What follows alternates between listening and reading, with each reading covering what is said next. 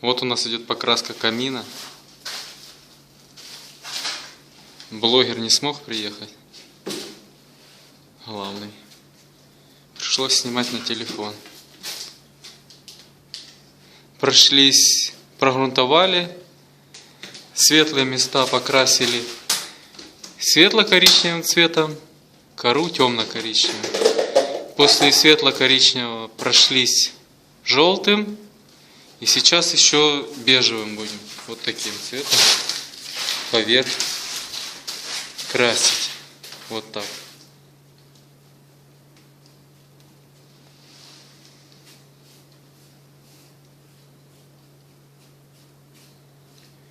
Края.